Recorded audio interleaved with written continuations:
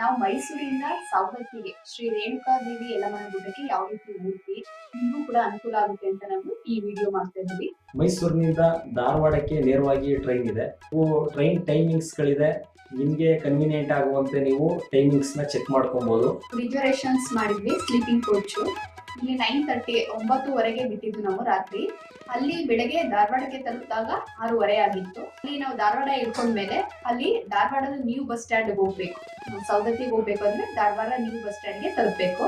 ಅಲ್ಲಿ ಆಟೋ ವ್ಯವಸ್ಥೆನೂ ಕೂಡ ಇದೆ, ಬಸ್ಸಿನ ವ್ಯವಸ್ಥೆನೂ ಕೂಡ ಇದೆ. ನಾವು ಇಳಿದ ತಕ್ಷಣ ಅಲ್ಲಿ ಒಂದು ಬಸ್ ಇರೋದ್ರ ಕಾರಣದಿಂದ ನಾವು ಬಸ್ಸಲ್ಲಿ ಹೋದ್ವಿ. ಧಾರವಾಡ ನ್ಯೂ ಬಸ್ ಸ್ಟ್ಯಾಂಡ್ಗೆ ಹೋಗ್ಬೇಕು. ಅಲ್ಲಿ ನಿಮ್ಗೆ ಸೌದತ್ತಿ ಬಸ್ ಸಿಗುತ್ತೆ. ನಾವು ಧಾರವಾಡದಿಂದ ಸರ್ಕಾರಿ ಬಸ್ ನಲ್ಲಿ ಸೌದತ್ತಿಗೆ ತಲುಪಿದ್ವಿ. ಸೌದತ್ತಿ ಬಸ್ ಸ್ಟ್ಯಾಂಡ್ ಇಳಿದ ತಕ್ಷಣನೇ ಬಸ್ ಸ್ಟ್ಯಾಂಡ್ ಮುಂದೆನೆ ನಿಮ್ಗೆ ಆಟೋ ವ್ಯವಸ್ಥೆ ಇದೆ.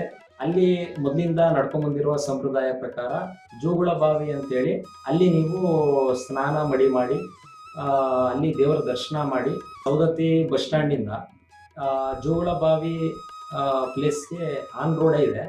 ಅಲ್ಲಿ ಒಂದು ಪರ್ ಹೆಡ್ 20 ರೂಪಾಯಿನ ತಗೊಂತಾರೆ. ಜೋಗುಳ ಬಾವಿನಲ್ಲಿ ಸತ್ಯ ದೇವತೆ ದೇವರ ದರ್ಶನ ಮಾಡ್ಬೇಕಲ್ಲಿ. ದೇವಸ್ಥಾನ ದರ್ಶನ ಆದಾಗ ಅಲ್ಲೇ ಮುಂದೆನೆ ಆಟೋ ವ್ಯವಸ್ಥೆ ಇದೆ. ಮತ್ತೆ ಅಲ್ಲಿಂದ ಯಲ್ಲಮ್ಮ ಗುಡ್ಡ ದೇವಸ್ಥಾನಕ್ಕೆ ನೀವು ಹೋಗ್ಬೇಕು. ಅಲ್ಲಿ ಪರ್ ಹೆಡ್ 20 ರೂಪೀಸ್ ಏನಾಗುತ್ತೆ. ಮತ್ತೆ ನೀವು ಆಟೋ ಹತ್ತಿದ್ರೆ ಒಂದು 10 ನಿಮಿಷ ಯಲ್ಲಮ್ಮ ಗುಡ್ಡ ದೇವಸ್ಥಾನಕ್ಕೆ ಹೋಗ್ತೀವಿ.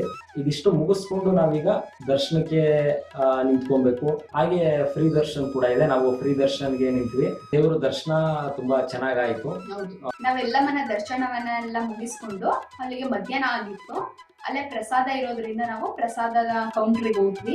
ಪ್ರಸಾದವನ್ನ ಮುಗಿಸ್ಕೊಂಡು ಬಂದು ನಾವು ನೆಕ್ಸ್ಟ್ ಹೋಗಿದ್ದು ಜಮದಗ್ನಿ ದೇವಸ್ಥಾನಕ್ಕೆ. ಶ್ರೀ ರೇಣುಕಾದೇವಿ ಯಲ್ಲಮ್ಮ ಅವರ ಪತಿಯೇ ಜಮದಗ್ನಿ ಅವರು.